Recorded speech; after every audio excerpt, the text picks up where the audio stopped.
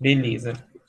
Então, gente, eu vou começar aí fazendo uma abordagem geral. A gente está trabalhando em cima dos dois capítulos, né, nesse primeiro momento, aqui, daqueles livros que vocês já têm, né, de base do próprio INEP, né, para as aulas. E aí, então, a gente vai estar falando sobre primeiro a construção do território, né?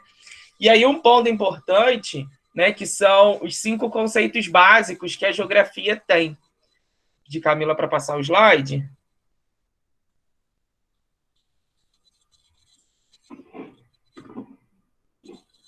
Né, que esses 5 conceitos, justamente, a geografia apresenta aí, né? No centro dela, a ciência da geografia, que é aquela coisa que a gente sempre fala, né? Ah, geo quer dizer terra, grafia quer dizer estudo, né? E aí a gente vai ver que justamente a geografia é essa questão, né? Não simplesmente do estudo da terra, né? Mas sim de todo o estudo que se dá sobre o espaço, né? Todo o estudo que se dá sobre do ser humano sobre o espaço. Quando a gente fala geralmente, vou fazer uma relação aqui, né, da história, que você fala que é o homem no tempo, né? A geografia ela vai ver o homem no espaço, né? O homem na estrutura do espaço do planeta. E aí analisando diversas coisas, né? Como, por exemplo, a gente vai ver relações sociais, as relações econômicas, né? Tudo isso está relacionado a esse processo, ok? Beleza? Gente, se vocês ficarem com alguma dúvida, alguma coisa, vocês vão perguntando para a gente poder ir explicando, tá bom? Camila, pode passar o slide, por favor?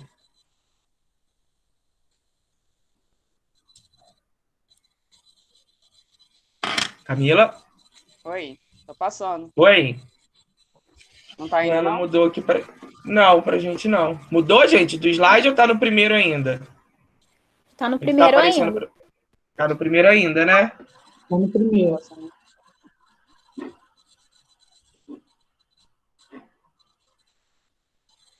Eu vou tentar aqui de novo.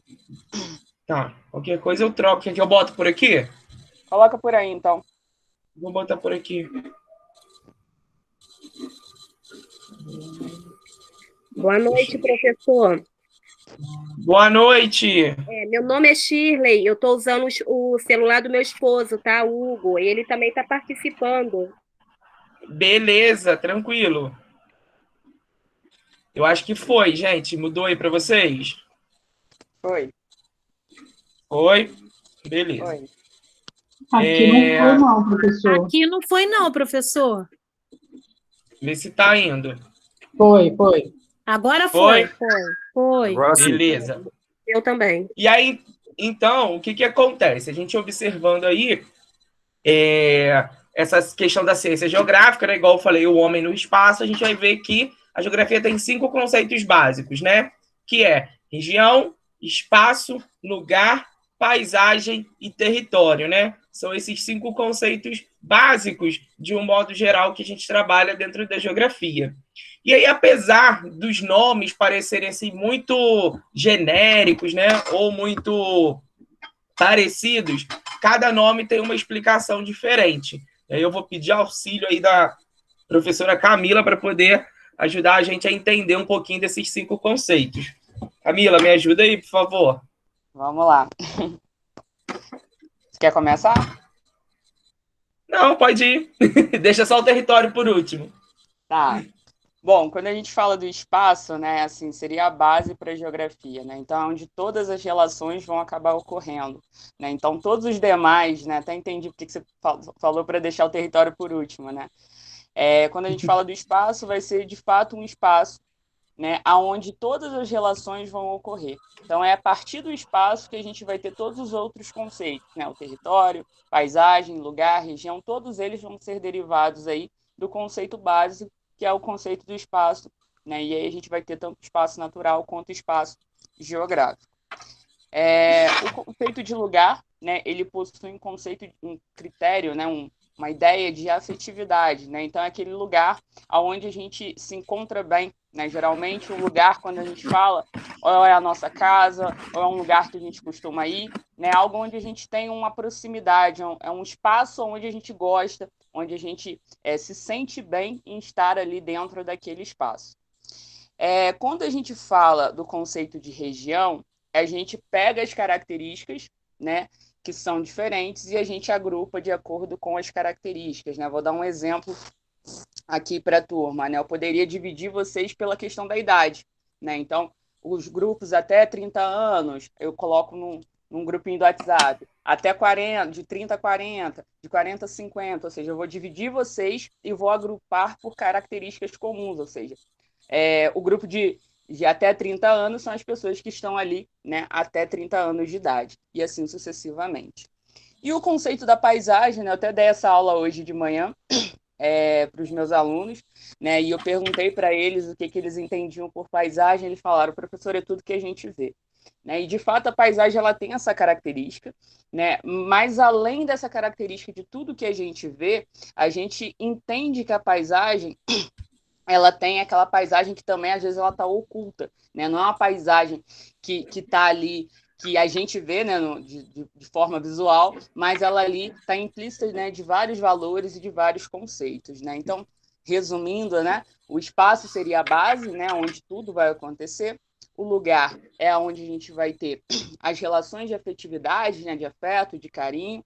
A região é quando a gente divide, né, e agrupa em características comuns, e a paisagem vai ser tudo que a gente vai ver. E dentro desse conceito de paisagem, a gente vai ter a paisagem que ela é natural, aquela com elementos naturais, e a paisagem geográfica, que é aquela que foi construída, né? Então, quando a gente abre, Marcelo é praticamente meu vizinho, né? Então, né, se a gente olha para a rua, a gente está vendo uma paisagem que foi, né, construída. Beleza?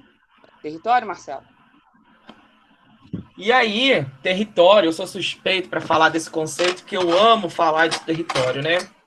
E aí, eu gosto sempre, quando eu falo sobre território, eu dou sempre quase que o mesmo exemplo, vamos dizer assim, né? Porque pensa comigo o seguinte, território ser um território. Imagina comigo uma coisa. Posso virar para vocês e falar a definição, né, geográfica, mas eu sempre gosto de fazer pensar do seguinte. Quando a gente compra, né, um terreno, um pedaço de terra, né, e você vai começar a construir, a primeira coisa que você faz nesse terreno é fazer o quê? É botar um muro, botar uma cerca, nem que seja um arame farpado, uma cerca de bambu. Você vai delimitar aquela área para dizer aonde você comprou, né? Para dizer o que você comprou. Você está delimitando aquele território, né? Por quê? Porque território está relacionado com uma relação de poder. Eu tenho uma relação de poder entre duas situações, entre uma pessoa, uma atividade econômica, uma relação política com a terra, né? Por território, lembra justamente terra. Então, terra, terreno. Eu tenho ali uma relação de poder com a terra. E aí, essa relação de poder, igual eu falei, pode ser uma pessoa, pode ser uma atividade econômica, pode ser uma questão política, né? Isso tudo demonstra como eu tenho essa relação de poder com a terra. Então, o próprio nome já lembra bastante, né? O que seria, né? Território lembra a terra, né? Igual eu falei aqui, ó, relação com a terra, a gente vai ver que o território, ele vai estar lá, fundamentalmente, né? Ele é um espaço definido, né? E como a Camila falou, o espaço, ele é a origem de tudo, né? De todas as relações, né? De todos os conceitos. Então, ele é um espaço definido e delimitado por relações de poder e a partir de relações de poder, né? E aí é sempre a pergunta que fica quando a gente analisa um território, né? Que é quem domina ou quem influencia aquele espaço, né? E como domina ou como influencia esse espaço para que a gente possa enxergar ali naquele espaço um território. E aí é importante a gente ver, né, que os territórios eles são modificáveis, né, ao longo do tempo, que a cada tempo, né, a cada período, a gente vai ver, né, vai observando que esses territórios vão passando por alterações, né? Aqui a gente vê, por exemplo, o território do Brasil, né, como ele era lá no descobrimento em 1500, com as capitanias hereditárias, e ao ponto que ele chegou, né, no que a gente conhece atualmente, né? As últimas alterações nas relações de Estado foram em 1988, né? Quando a gente teve a criação do Estado do Tocantins, né? O desmembramento do Estado do Mato Grosso do Sul, e por aí vai, né? Aqui um exemplo do que a gente um território que é o continente inteiro da África, e dentro desse continente, seus diversos países. E eu sempre costumo dizer, né, que a relação de poder, né, a relação de território, ela é uma relação muito característica, né? Porque apesar da gente achar que nem tudo na vida é capaz, né, é passível de ser regionalizado, a gente vai ver que isso é mais do que possível. Tudo pode ser regionalizado, né? Eu gosto muito dessa imagem, que é quando a gente mostra justamente, né, são nomes muito comuns da nossa realidade, né? Complexo do Chapadão, Complexo do Alemão, aí mostra aqui, né, Guararapes, Cantagalo, Pavãozinho, Cidade de Deus, né? Mangueira, Chacrinha, Salgueiro, Turano, né? São locais justamente muito característicos de zonas de comunidade, né? E aí, apesar daqui estar escrito favelas, é muito importante a gente entender que esse termo de favelas não é um termo que a gente utiliza mais, né? Não é um termo que a gente costuma dizer que caiu em desuso, né? É um termo que foi modificado justamente por quê? Porque é um termo pejorativo, um termo que agride, um termo que justamente não reflete aquela situação. A gente vai ver que esse termo de favela, hoje em dia, é substituído por um outro termo, né? A gente utiliza uma outra nomenclatura, que a gente chama de comunidade, né? Porque justamente o termo favela, a gente tem algumas derivações que são que acabam sendo pejorativas, né? Acabam sendo carregadas de preconceito. Quando você vira e fala que fulano é um favelado, né? Ou tal coisa é favelada. Isso remete a uma ideia de que aquela coisa está carregada de clandestinidade, está carregada de... Ai, meu Deus, fugiu a palavra? Camila, me complementa aí. Está carregada de clandestinidade, está carregada de criminalidade, né?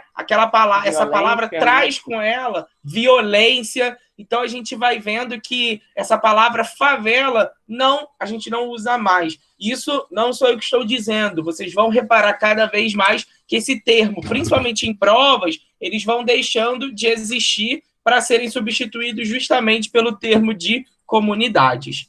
Ok, gente? E aí, quando a gente fala nessa relação de poder, toda essa questão, isso justamente é a pura verdade, né? Quando eu falo que tudo pode ser territorializado, é porque tudo realmente pode ser territorializado, né? Aqui a gente fala, tem uma área da geografia, né, que ela comenta sobre essa situação, né? Aqui é um livro chamado Território do Prazer. Ele justamente coloca e estuda essa mobilização de pessoas em busca dessa situação, né, totalmente envolvendo as questões de prostituição, né? Como isso é territorializado, como é determinado e por aí vai. Ok? E aí, né, um ponto...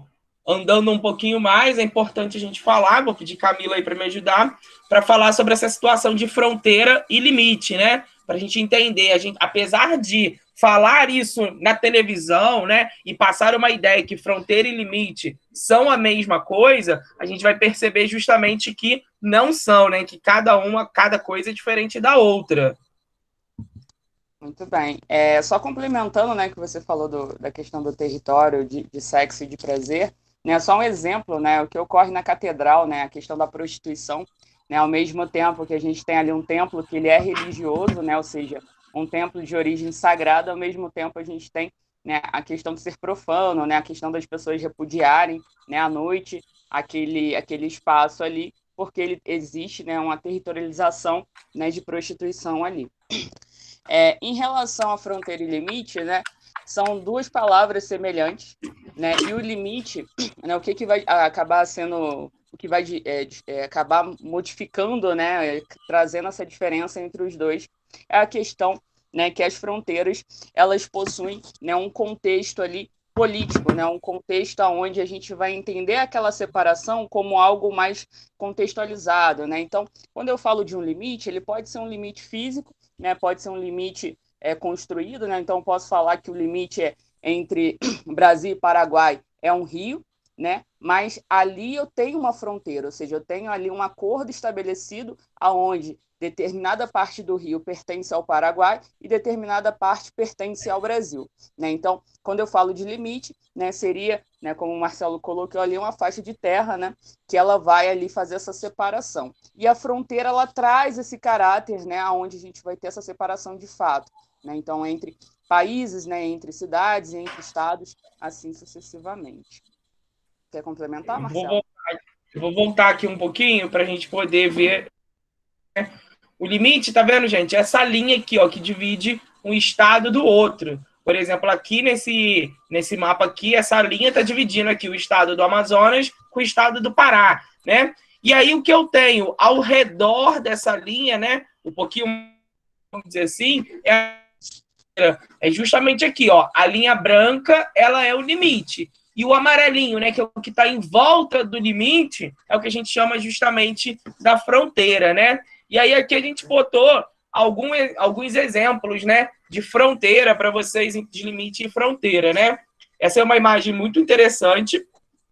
Não sei se todo mundo já teve contato, né, já viu ou tem ideia, né, do que seja essa construção, né? Alguém conhece, gente? Alguém sabe?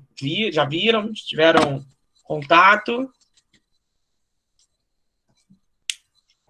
Mostra muito nas reportagens, né? Essa construção aqui é uma construção histórica. Alguém já ouviu falar?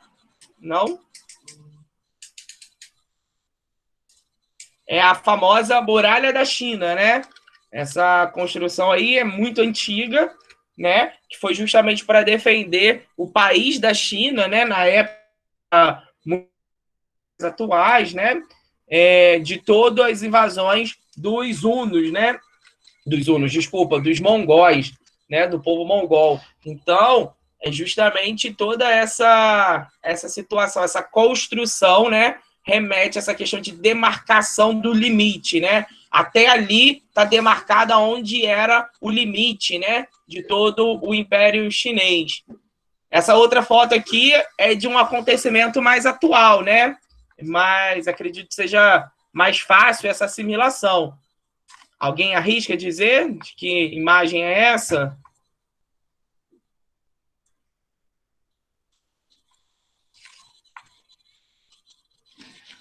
Não? Nada? Ninguém? Berlim. Acredita Muro de em... Berlim? Oi? Muro de Muro de Berlim, isso aí. Muro de Berlim, muito bem. O Muro de Berlim foi construído, né, durante a Guerra Fria, foi construído lá pela União Soviética, né, antiga União Soviética, para poder fazer uma divisão entre a cidade de Berlim, né? É muito comum a gente achar, né, ou encontrar em algumas alternativas de prova, justamente para...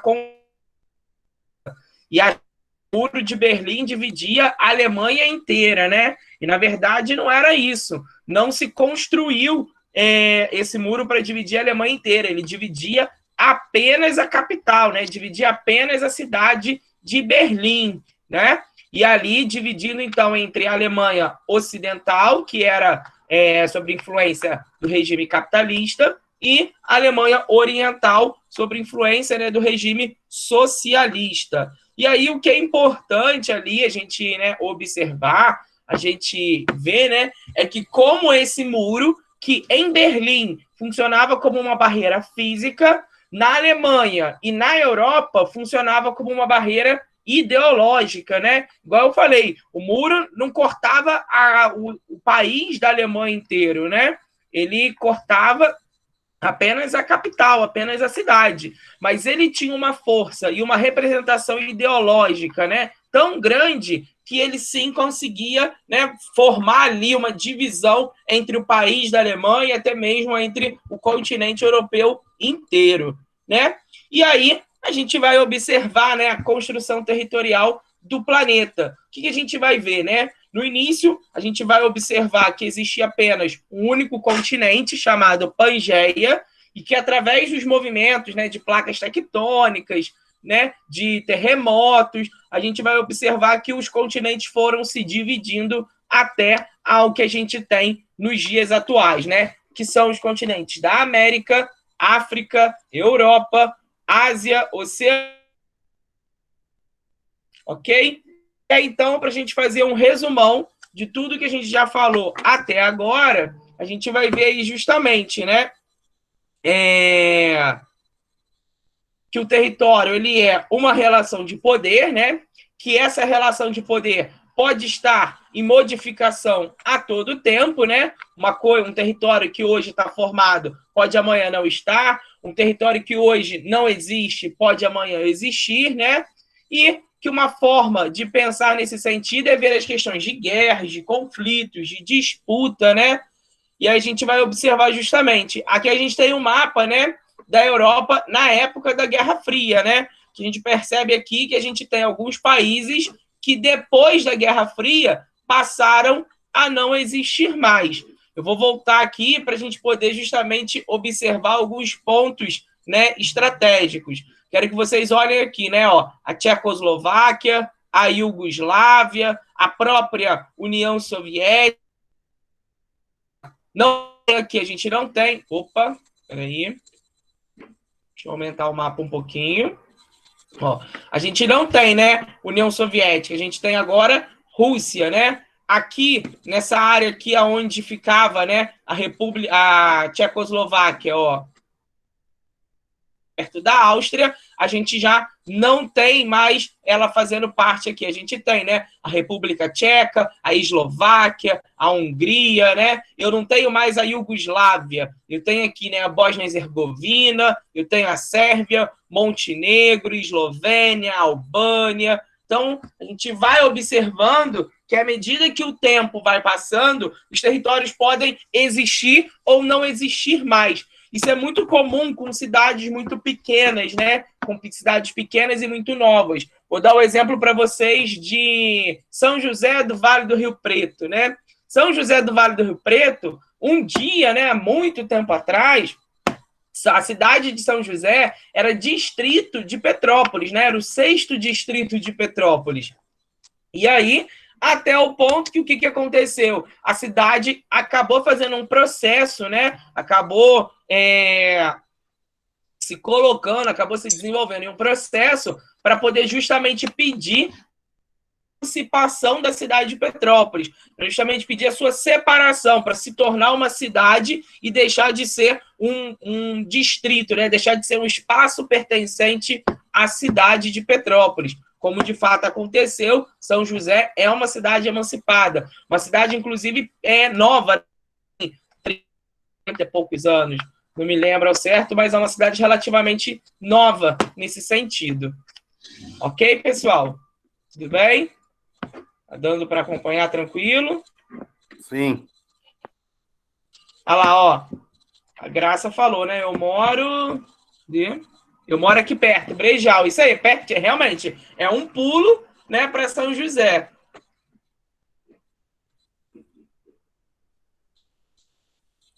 E aí, pessoal, né, deixa eu diminuir aqui de novo, a gente vai comentar um pouquinho, né, não vai dar para a gente comentar bastante, mas dá para a gente comentar um pouco, né, falar sobre o território brasileiro, né, e aí algumas coisas que são importantes a gente comentar sobre o território brasileiro são algumas características gerais, né, a gente vai ver que o Brasil está localizado na América do Sul, né, no continente americano, mais especificamente na América do Sul. O Brasil é o 5º maior. Isso dá ao Brasil ser chamado comumente, né, de um país continental. O Brasil fica nesse ranking, né, dos maiores países do mundo. Junto com ele, a gente tem Rússia, China, Canadá, Estados Unidos e Brasil, né? Não necessariamente nessa ordem, mas o Brasil é o país do mundo. E de todos os países que estão na América do Sul, a gente vai ver que somente 2 não fazem fronteira com o Brasil, né? Que é o Chile e o Equador. Eu acredito, né, que são das poucas coisas que vocês precisam realmente, assim, não vou dizer decorar, mas que vocês precisam ter muito claro na cabeça de vocês. Porque, às vezes, pode cair uma pergunta assim, né? Sobre as características do Brasil, assinale a alternativa correta. Aí imagina que a alternativa A bota assim, né? Chile e Bolívia não fazem fronteira com o Brasil. Opa, eu sei que os únicos países que não fazem fronteira é o Chile e o Equador. A Bolívia não tem nada a ver com isso. A Bolívia faz fronteira com o Brasil. Então, eu já vou descartar essa alternativa, né? Uma coisa que é muito simples, que é uma coisa mais fácil, gente, para vocês fazerem enquanto estiverem fazendo as provas, é vocês observarem, né, as questões para tentar identificar as mais próximas que estão erradas, né? Aquelas que são mais erradas são aquelas que a gente vai sempre descartando, né? Para justamente tentar ficar o mais claro possível na nossa cabeça como que a gente vai. Tá ok? Ok. Tudo certo por aí, gente? Beleza? E aí, então, a gente vai falar agora um pouquinho da Tem alguma coisa divisão com gráfico? regional do Brasil. Tem alguma coisa com gráfico? Seu Herculano, na aula de hoje ainda não. Eu ainda não botei nada, a gente não separou nada com gráfico, não. Mas não quer dizer que não tem, ó. Quer ver? Deixa eu ver se eu acho aqui uma alternativa que dê pra gente mostrar um gráfico. Cadê? Ó, aqui tem uma alternativa que tem gráfico. Ou, uma muito comum que eu adoro essa questão aqui, ó, é essa aqui. Ó, é o mapa do Brasil, mapa da América do Sul invertido. Mas a gente vai chegar lá. Vamos voltar aqui um pouquinho, a gente vai falar sobre as regiões do Brasil, né? Vou pedir Camila aí para me ajudar nessa parte, para a gente falar aí dessa divisão regional do Brasil. Então, a gente vai falar, né, eu falei do conceito de região, né, que é o fato da gente pegar, né, e separar e agrupar de acordo com as características comuns, né, e a gente vai estar falando de 3 tipos de regionalizações, né, essa que está no mapa aparecendo, que é a famosa, né, a regionalização que o IBGE fez, as regiões, os complexos geoeconômicos, né, que também acabam, acho que o Marcelo não colocou, né, o slide do Milton Santos, né, dos 4 Brasis, mas também é uma outra forma de regionalização. Essa Coloquei, IBGE, não. Colocou não, né? Depois eu mostro aqui. Quando a gente fala dessa regionalização do Brasil, né, que é essa famosa de 26 estados mais o Distrito Federal, né, a gente percebe que o Brasil tem 5 regiões. Né? E o Brasil, como o Marcelo falou, ele tem dimensões continentais, né? E isso faz o quê, né? Isso implica em quê? Em qual sentido? Né? O Brasil tem uma grande diversidade, né? Eu geralmente falo que o Brasil é um país com grande diversidade. Diversidade do quê, Camila? De tudo que você possa imaginar, né? De cultura, de paisagem, de economia, né? Então, quando a gente fala, por exemplo, da região norte, é completamente diferente da gente analisar as características da região sul. Né? Isso eu não estou nem falando só do ponto de vista econômico, mas principalmente das paisagens, da condição climática, a questão da vegetação, né? Então tudo isso acaba influenciando. O IBGE, quando fez essa regionalização, ele colocou como característica básica os conceitos físicos, né? O que são esses conceitos físicos? O clima, o relevo, a vegetação, tá? E aí percebam que cada região brasileira, ela só pertence, né? Cada estado brasileiro só pertence a uma região, né? Então, Rio de Janeiro só pertence à região sudeste, né? Nas outras formas de regionalizações, a gente tem, né, em algumas situações aí, estados que estão em 2 regiões ao mesmo tempo. Nessa do IBGE, que é a que a gente sempre usa, não existe isso. Então, cada estado pertence a somente uma região brasileira. Alguma dúvida, gente, dessa primeira parte aí, das regiões? Não, tá tranquilo. Algo? Não. Não, pode passar, então. Que é essas macro-regiões, né, que o IBGE tem, né, é uma divisão política administrativa, né, então todas as regiões, né, e isso é uma característica do Brasil, né, todas as regiões elas devem obedecer à Constituição Federal, né, então quando a gente fala, né, diferentemente dos Estados Unidos, né, um exemplo, lá cada estado tem a sua autonomia, né, então um estado lá pode decidir, por exemplo, a questão do aborto, né, um exemplo, né, se o estado votar e for aceito, passa a valer, diferente do Brasil. Aqui todos os estados respondem, né, pela Constituição Federal, né? Então todos os estados têm os mesmos direitos e os mesmos deveres. Região Sudeste, né, a região mais rica do país, a região que concentra a maior questão populacional e econômica, né? É uma região com grande destaque, né, do ponto de vista industrial. Agrupa aí algumas características, né, que a gente considera como, né, onde a gente tem cidades aí com grande importância, né, e magnitude aí importantes, né? Tem as duas cidades mais importantes do país, né, que é a cidade do Rio de Janeiro e a cidade de São Paulo, e, né, tem aí uma questão muito importante, né, que é uma região que atraiu muita gente, né, principalmente da região Nordeste, né? Então os fluxos migratórios aí, principalmente da região Nordeste, foram atraídos de forma muito expressiva na região Sudeste. Pode passar, Marcelo.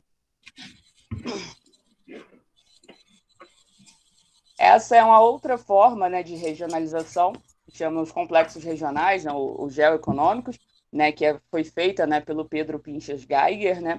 Ele utilizou esses critérios políticos e históricos, né? Então, diferentemente do IBGE, que utilizou, né, clima, relevo, solo, vegetação, ele utilizou tanto os eventos históricos e políticos, assim como a economia, né? Então, tem como objetivo, né, analisar a forma como o Brasil, desde a sua origem, se configurou, né, desde então. Então, para ele, os eventos que foram mais importantes são aqueles que tiveram a ver com a história e com a política, né, do território brasileiro. Então, dentro dessa concepção, né, ele subdividiu em 3 regiões: Amazônia, Nordeste e Centro-Sul. E percebam, né, pode aumentar um pouquinho, Marcelo, o mapa? Que o estado, né, de Minas Gerais, por exemplo, está ao mesmo tempo tanto na região Centro-Sul quanto na região Nordeste, né, ao mesmo tempo, diferente, né, do que eu falei com vocês da divisão do IBGE, que não tem isso. Minas Gerais pertence à região Sudeste, né, e somente à região Sudeste. Pode passar, Marcelo.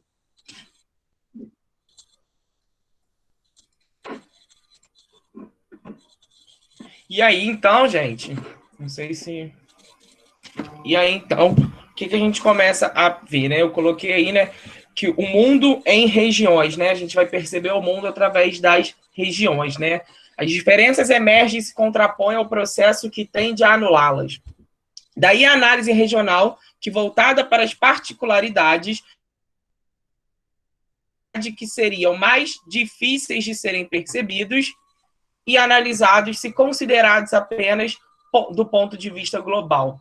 Então, o que isso quer dizer, né? O que esse monte de falatório aí quer dizer para a gente? Justamente a situação de que a questão da região, né, a gente consegue analisar ponto a ponto, a gente consegue focar nas situações, né? Eu consigo entender o porquê que, por exemplo, na região norte, eu preciso investir mais em reflorestamento, em combate às madeireiras ilegais e ao desmatamento, do que eu tenho que investir nessa situação na região sudeste, porque lá na região norte a quantidade, né, a porcentagem de desmatamento e de madeireiras ilegais é muito maior do que as que eu tenho na região sudeste, né? Então, se eu olhar de um modo geral, né, de um modo único a questão do país, eu posso não entender, né? Eu posso acabar fazendo alguns investimentos de forma errônea, de forma, né, equivocada. E aí, algumas formas, né, que a gente vai ver de regionalização do planeta, né? Até ali o período da Guerra Fria, né, até 1989, a gente vai ver que a gente dividiu o planeta em 3 mundos, né, em 3 regiões. Primeiro que durante a Guerra Fria, a gente tem o que a gente chamava de ordem bipolar, né? A gente dividia aí entre primeiro mundo, que era o mundo dos capitalistas desenvolvidos, né? O segundo mundo, que era dos socialistas, e o terceiro mundo, que era os capitalistas não subdesenvolvidos. Eram aqueles que não pertenciam a nenhum grupo, ou até mesmo aquele dos mais pobres, né? A África, é muito comum a gente falar que o continente da África é um país, uma região de terceiro mundo, né? Ou até mesmo a gente cometer um grande erro que muito comum acontece, é falar que África é um país, né? É dizer que a África ela é considerada um país. E justamente não é até com a isso que camisa, acontece, né? né? Pois é, a professora Camila veio até personalizada, né? A África não é um país, a África é um continente repleto de países, né? A gente tem ali nesse continente cerca de 50, 52, 54 países, justamente demonstrando toda essa garra, né? Essa força que esse continente tem e que representa para o mundo inteiro. Bom, e aí a gente vai ver, né, a regionalização do mundo no pós-Guerra Fria, né? Que a gente usa isso até hoje. Nós vamos países do norte e países do sul, né? E essa regionalização ela é muito interessante pelo seguinte, né? A gente vai ver quando a gente falar na próxima aula um pouco sobre cartografia, né? Para a questão de mapa, tudo mais, a gente vai falar justamente o que define norte e sul, né? Mas já vou adiantar um pouquinho. O hemisfério norte é aquele que está acima da linha do Equador, que é uma linha imaginária que a gente tem aqui, ó. Ela corta essa área aqui, mais ou menos, e que divide o planeta em dois, né? Para cima da linha do Equador, hemisfério norte. Para baixo da linha do Equador, hemisfério sul. E aí, nessa divisão, né, do pós-Guerra Fria, o que a gente vai observar? Vai ver justamente que o que está sendo analisado, né, o que está sendo observado é justamente o nível de desenvolvimento econômico do país. Porque a gente pode observar aqui que, por exemplo, a Oceania, né, a Austrália ali, que é um continente que está na região sul, né, no hemisfério sul, aqui, nessa regionalização, ela faz parte da região norte, né? Dos países do norte. Por quê? Porque as características econômicas e políticas dela são muito mais semelhantes aos países do sul do que propriamente são muito mais semelhantes aos países do norte do que propriamente do hemisfério sul. Então, nessa regionalização, os países não estão localizados de acordo com seus critérios geográficos, estão localizados de acordo com as características, né, econômicas. Vai ser levado em consideração a questão socioeconômica. Ok? Não sei se a professora Camila quer colocar mais alguma coisa. Não, era só essa questão, né, da Oceania e a questão do México, né, que o México, apesar de estar no norte, né, fazendo parte do hemisfério norte, ele também tem essas características do hemisfério sul. Eu vou até voltar nele aqui, que eu tirei e esqueci de falar dele. Deixa eu achar. Agora eu não estou conseguindo achar, gente. Peraí. Por que daquela divisão do México com os Estados Unidos? Não entendi, senhor Colano. Fala de novo, por favor. Aquela divisão... Tem um muro, né, que o presidente estava fazendo, né, dividindo os Estados Unidos, né, do México. Por quê? Então, a gente vai ver que a questão ali dos Estados Unidos, devido ao desenvolvimento econômico que os Estados Unidos têm, né, de todo o processo histórico, se a gente for olhar, das 3 grandes guerras que a gente teve no mundo, os Estados Unidos esteve do lado vencedor nas 3, né? Ele esteve do lado vencedor na Primeira Guerra, ele foi um dos vencedores na Segunda, e na Guerra Fria, né, ele liderou e venceu com o bloco capitalista, que ele era o líder nessa disputa. Então, ele tem uma questão, um desenvolvimento econômico muito maior e uma força de influência política muito grande mundial. Então, isso faz com que esse país seja um atrativo de população, né? A migração para esse país é muito forte, né? As pessoas tendem a procurar locais que são favoráveis à sua habitação, né? Eu não vou morar num país, a não ser assim, igual, por exemplo, eu não tenho como ir para outro lugar, então eu vou ficar no Brasil. Mas garanto que se eu tivesse uma oportunidade para poder ir para um país melhor, que eu tivesse mais acesso, um poder econômico maior, garanto, senhor, que eu não estava aqui. Isso o senhor pode ter certeza. E o que acontece com os Estados Unidos é a migração ilegal. E aí, o Trump se elegeu, né, nesse discurso totalmente, vamos dizer assim, sanitarista, né, de erguer ali na fronteira com o México essa situação desse muro, para conter essa imigração ilegal, né? Não sei se Camila aí quer adentrar mais nesse assunto. Só complementar, né, que assim, a gente fala dessa imigração ilegal, exatamente porque a migração legal, ela é muito difícil de ser feita, né? Então, os Estados Unidos mantêm uma política migratória muito complicada. Então, assim, não é qualquer um que entra, né? Vocês já devem ter ouvido falar do visto, né? Então, assim, tirar o visto para entrar em território, né? Marcelo falou bastante de território, né? Para entrar no território dos Estados Unidos é extremamente complicado, né? É uma política extremamente segregatória. Então, assim, se você não tem, né, um emprego fixo, que você ganhe bem, que te faça ficar no seu país, é muito difícil você conseguir o visto, né? Então, por isso, muita gente acaba recorrendo à imigração ilegal, né? Porque a legal é muito difícil, né? Muito fechada. E assim, é uma situação... chamado Green Card, né? Isso, o Green Card é quando você casa com alguém de lá, né? Com alguém que é cidadão da terra, né? É uma outra forma de você ficar legal lá, é você conseguir esse Green Card, que é quando o cidadão dos Estados Unidos, né, ele casa com alguém. E aí, se você casar legalmente com essa outra pessoa, e essa outra pessoa não for cidadã estadunidense, né, cidadão estadunidense, o governo concede a essa pessoa essa cidadania, justamente pelo fato de estar casando com alguém que é cidadão da terra, né? É a mesma coisa que alguém que não é brasileiro se casar com uma brasileira. A diferença é que a gente não tem aqui no Brasil uma política migratória tão segregacionista igual a gente tem lá nos Estados Unidos.